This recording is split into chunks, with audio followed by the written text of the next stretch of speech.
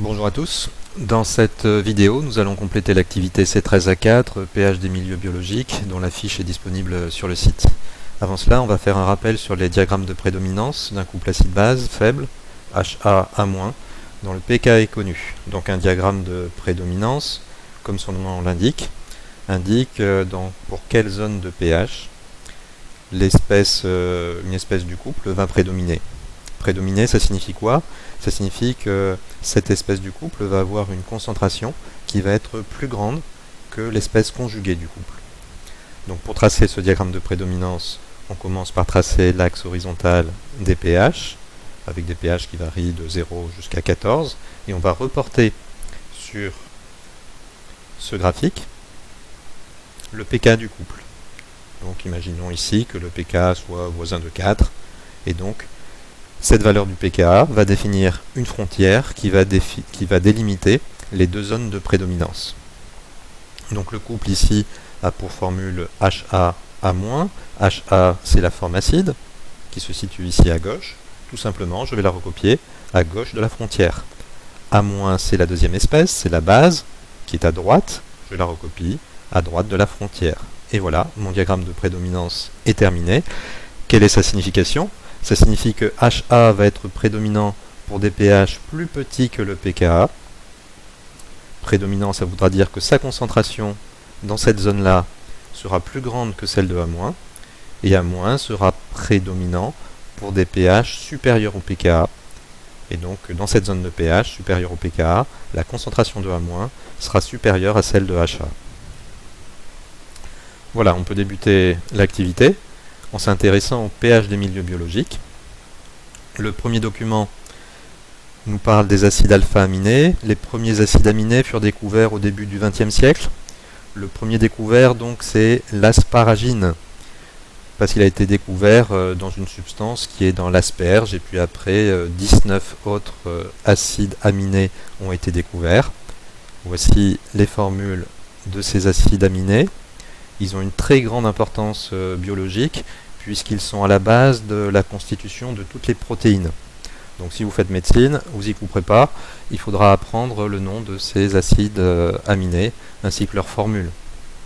Mais aussi le nom des muscles du corps, il y en a 639, les os, 224, les artères, les veines, les nerfs, etc.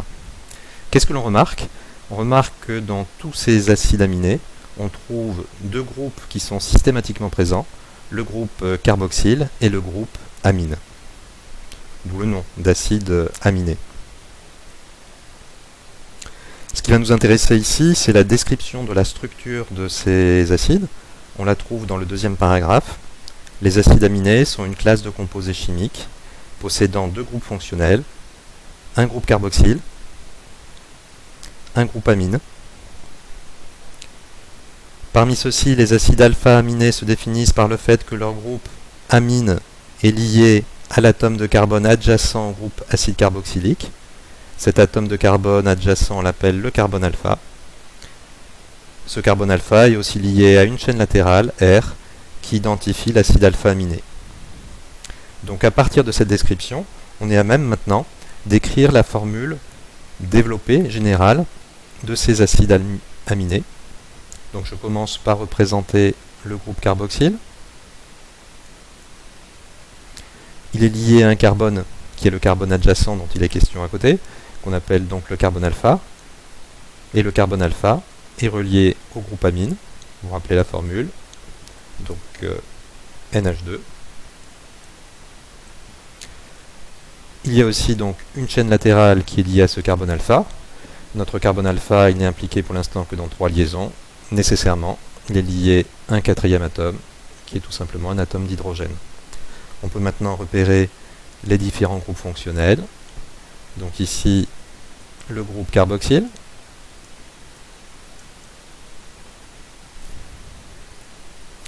Ici, le groupe amine.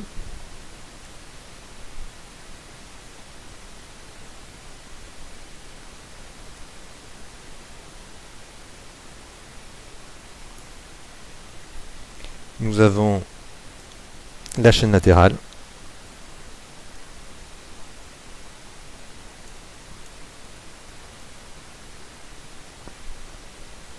et donc le carbone alpha qui se situe ici. On va pouvoir maintenant écrire la formule semi-développée de cet acide alpha-aminé. Je commence par la gauche de la molécule, H2N, qui est lié au carbone alpha, CHR, et puis après au groupe carboxyle. On va regarder maintenant les propriétés acido-basiques des acides alpha-aminés. Les acides alpha-aminés donc ont des propriétés acido-basiques qui vont être dues aux deux groupes fonctionnels qui sont présents. La proximité de ces groupes facilite le transfert intramoléculaire du proton H+, du groupe acide vers le groupe basique, pour former un ion dipolaire globalement neutre, qui est appelé zwitterion, ça vient d'un mot allemand, Zwitter, qui signifie hybride. On appelle ça aussi un amphion. L'acide alpha-aminé n'existe donc pratiquement pas à l'état pur, sous forme moléculaire. Il va exister donc sous la forme d'amphion majoritaire. On va donner donc cette formule de l'amphion. Alors, le texte nous dit que c'est dû à une réaction acido-basique intramoléculaire entre le groupe carboxyle, qui est ici donc le groupe acide, et le groupe amine, ici, qui est une base. Donc, qu'est-ce qui va se passer?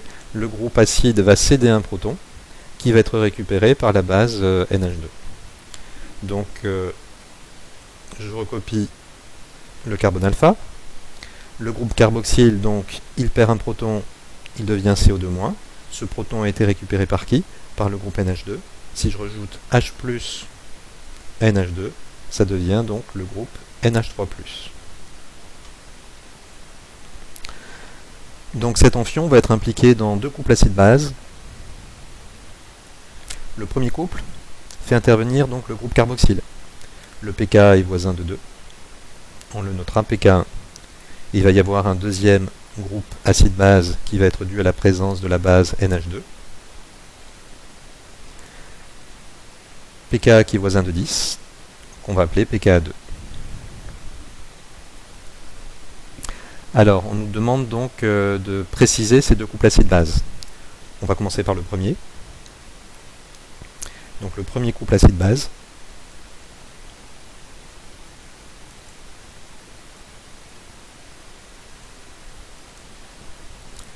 Dont le pK1 est voisin de 2.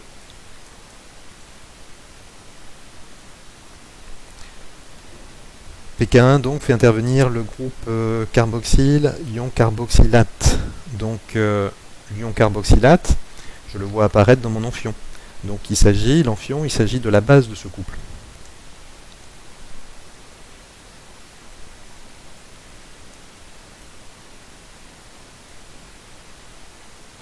Quel va être l'acide associé? L'acide associé va correspondre au gain d'un proton H+, par le groupe carboxylate, pour donner donc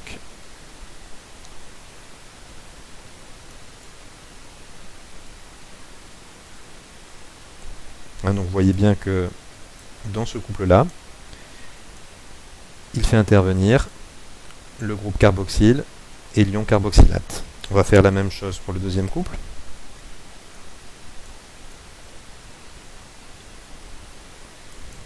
Dont le pKa2, cette fois-ci, est voisin de 10.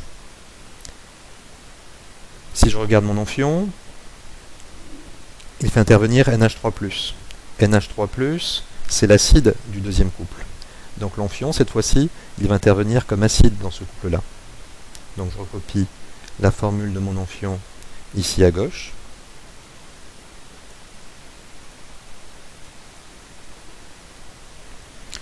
Il fait intervenir donc le groupe NH3+, la base conjuguée. Je vais trouver sa formule en regardant donc en enlevant un ion H+ à ce groupe NH3+, et j'obtiens donc NH2.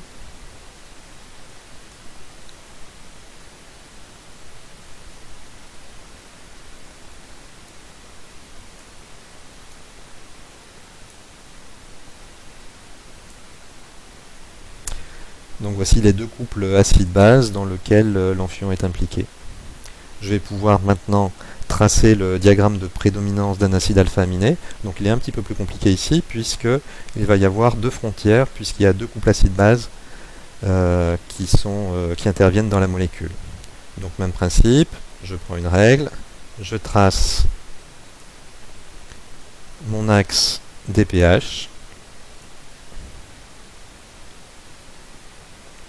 qui varie approximativement donc de 0 jusqu'à 14, et je vais repérer mes deux frontières, le pK1 ici qui va être voisin de 2, et le pKa2 qui va être voisin de 10. Je le reporte approximativement sur l'axe des pH. pK1, donc, ça fait intervenir le couple qui est représenté ci-dessus. Vous vous rappelez le principe. L'acide, qui est l'espèce qui est à gauche, bien, je vais la représenter à gauche de la frontière. Donc ici, je vais voir apparaître H3N+, CHR, CO2H. Et à droite de la frontière, je mets la base du couple, l'espèce qui se trouve aussi à droite dans l'écriture du couple acide-base.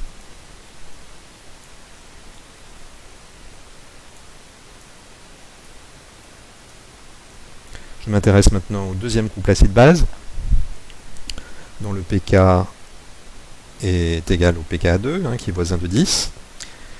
La frontière, la voici. L'acide du couple, c'est H3N+, CHR, CO2-, donc je l'écris à gauche de la frontière. Finalement, l'amphionne est déjà écrit au bon endroit.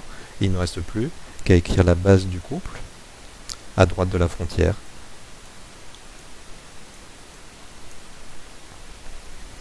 Voilà, donc il ne me reste plus qu'à indiquer que ici, j'ai l'amphionne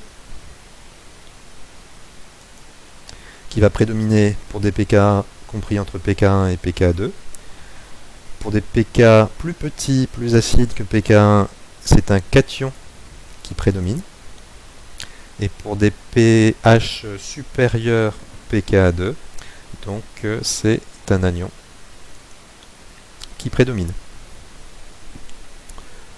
On va illustrer ça avec un exemple.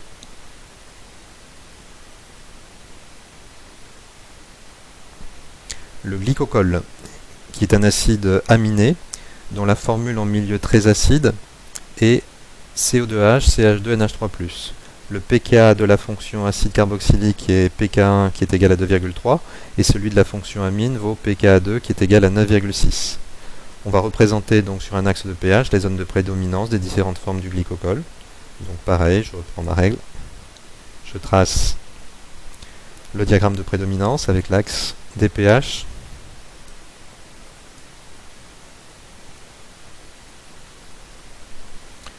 Le pH qui varie de 0 jusqu'à 14. Je trace mes deux frontières, une qui va être voisine de 2,3 et l'autre qui va être voisine de 9,6. Le glycocol est un acide aminé dont la formule en milieu très acide est CO2H, CH2NH3+. Donc cette formule-là va être prédominante pour des pH les plus acides, pour les pH inférieurs à 2,3. Donc ici, je trouve la formule de ce cation qui va prédominer dans cette zone-là. La frontière de 2,3 fait intervenir le groupe carboxyle. Donc de l'autre côté de la frontière, le groupe carboxyle va perdre un proton pour devenir le groupe carboxylate.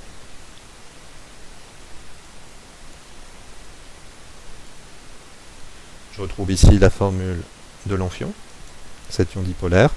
Ici, j'ai la formule de mon cation. Deuxième frontière, pKa2 de 9,6 qui fait intervenir la fonction amine. Ici, donc, j'ai le groupe NH3+, c'est l'acide du couple. De l'autre côté de la frontière, donc, je vais avoir ce groupe acide qui va perdre un proton pour donner donc la formule suivante.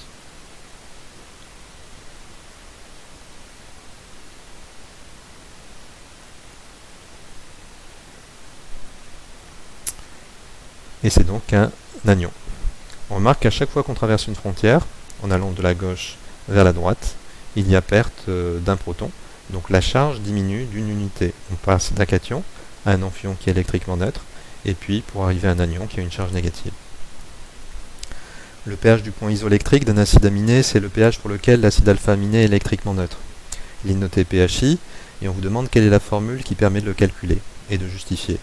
En fait, pour répondre à la question, on va tout simplement tester chacune des formules pour voir quel pH isoélectrique elle fournit. La première formule ici, pHi est égal à 1,5 de pK1. Elle va donner donc pHi, la moitié de pK1 de 2,3. Ça va faire 1,15 que j'arrondis ici à 1,2. La deuxième formule ici va me donner un pH isoélectrique de la moitié de pK1 plus pK2, donc il faut faire 9,6 plus 2,3, c'est-à-dire 11,9. On prend la moitié, on trouve 5,95, on arrondit à 6 en gardant deux chiffres significatifs. Et la troisième formule va me donner un pH isoélectrique qui va être égal à la moitié donc de 9,6 plus pKe. pKe c'est 14 à 25 degrés, donc on fait 9,6 plus 14, 23,6 on divise par 2, on trouve 11,8. Alors quelle est la formule qui est en accord avec le diagramme de prédominance que j'ai tracé précédemment? On voit que l'amphion qui est électriquement neutre prédomine entre 2,3 et 9,6. Donc quelle est la formule qui est en accord avec ça? Eh bien c'est bien sûr la deuxième, puisqu'elle conduit à un pH isoélectrique de 6, qui est bien compris dans la zone de prédominance de l'amphion. Le pH du point isoélectrique, c'est le pH pour lequel l'acide alpha-aminé est électriquement neutre, donc ce qui correspond à l'amphion. Donc ces deux formules ici ne fonctionnent pas pour fournir le pH isoélectrique d'un acide alpha-aminé.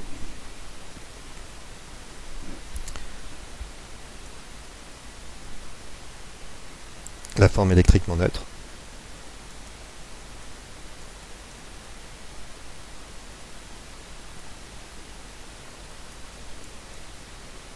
L'amphion prédomine pour des pH compris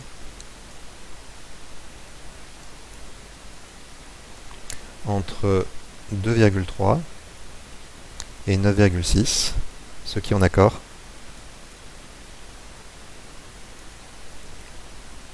avec la valeur de la formule 2.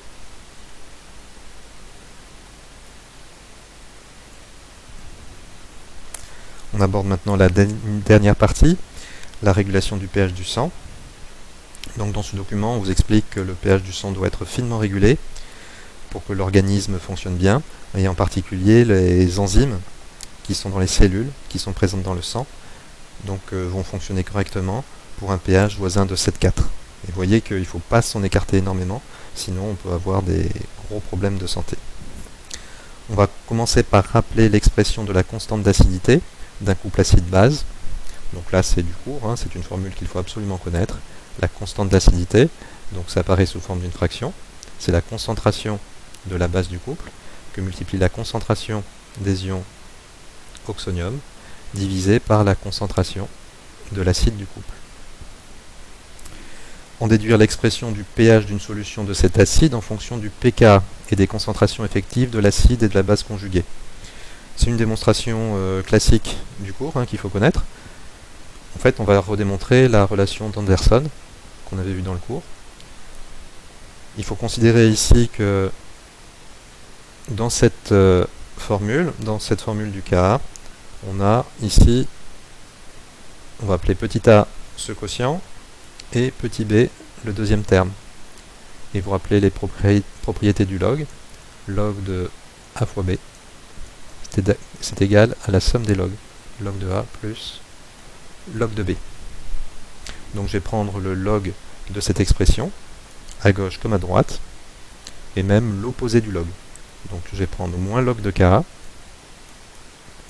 qui va être égal à quoi? Moins log de ce qui est donc à droite du signe égal, et log du produit est égal à la somme des logs. Donc ça va donner moins log de A, avec A qui est égal à A- sur HA, moins log de H3+. Après, moins log de K, vous vous rappelez que c'est le pK du couple. Moins log de A- sur HA, je le laisse comme il est. Et puis le dernier terme, moins log de H3+, vous l'avez reconnu, c'est le pH de la solution.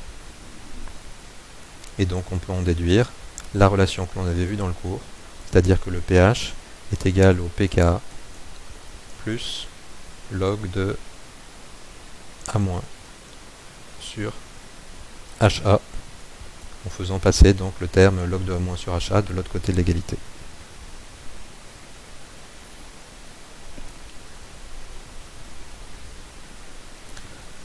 De façon plus générale, on peut écrire que le pH est égal à pK plus log de la base du couple divisé par la concentration de l'acide du couple. Sous quelle forme acido-basique se trouve le dioxyde de carbone dans le sang? Donc on nous donne le diagramme de prédominance du dioxyde de carbone. Alors on peut remarquer déjà qu'on a une structure un petit peu curieuse ici, H2CO3.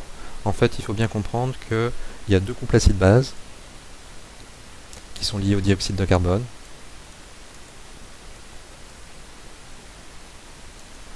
Le premier couple, c'est le couple H2CO3.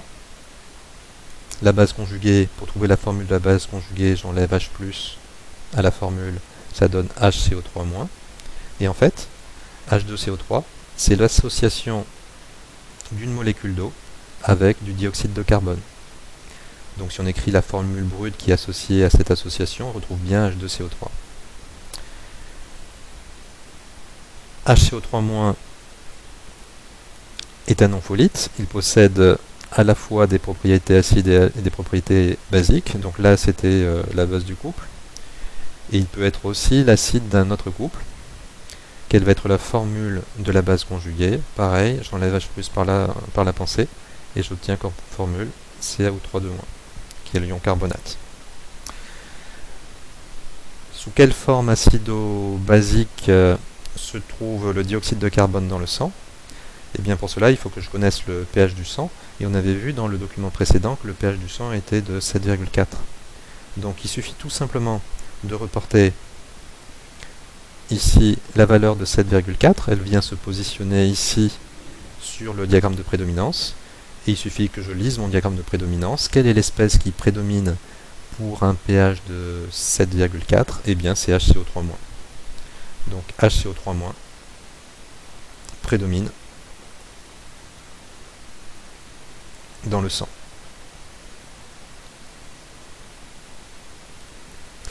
Pourquoi l'élimination de dioxyde de carbone, CO2, d'une solution aqueuse augmente-t-elle son pH? Il suffit d'utiliser la relation d'Anderson. pH est égal à pK plus log de la concentration de la base sur la concentration de l'acide.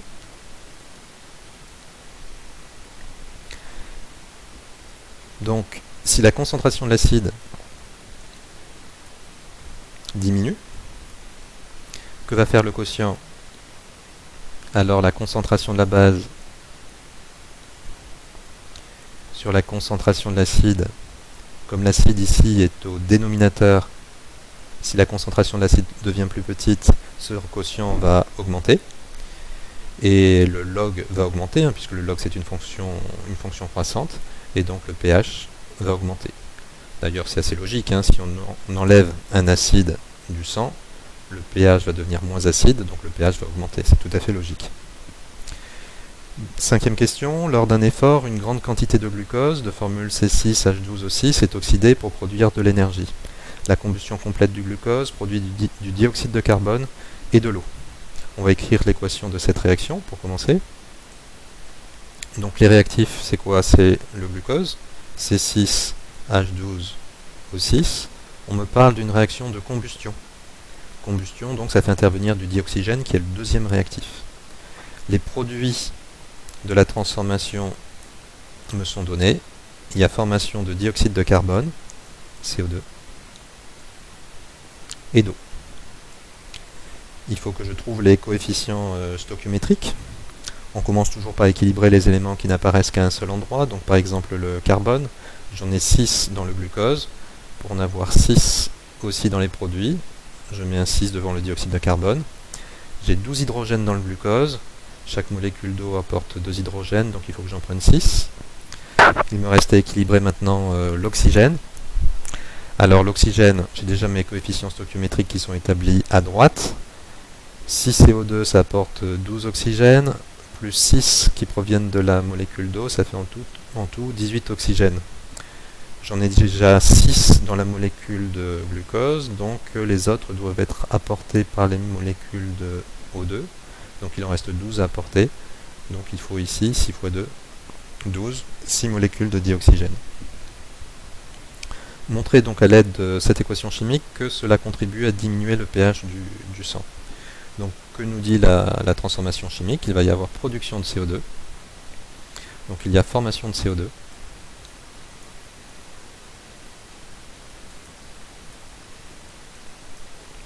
Qui est un acide.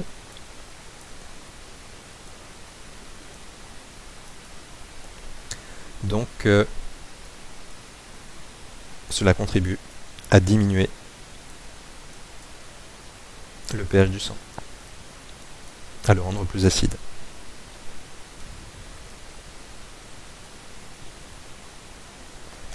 On pourrait le montrer aussi avec la relation d'Anderson, comme précédemment. Quelle est la réponse de l'organisme pour faire remonter le pH sanguin? Donc il va falloir éliminer ce CO2 pour que le sang ne s'acidifie pas trop. Donc il va falloir évacuer ce dioxyde de carbone qui est produit. Et cette évacuation va se faire par les poumons, par la respiration. Donc il faut éliminer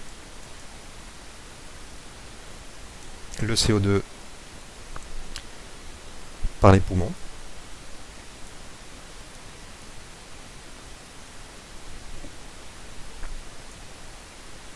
Lors de l'expiration.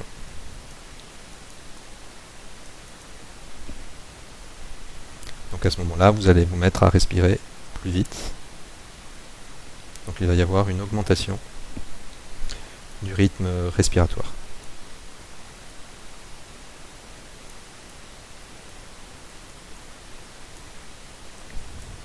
Donc vous allez respirer quand vous faites un effort physique beaucoup plus rapidement. Et une des raisons, c'est de pouvoir éliminer le dioxyde de carbone qui se forme dans votre sang. Voilà pour cette activité. N'hésitez pas à me faire remonter vos remarques et vos questions par mail. Au revoir.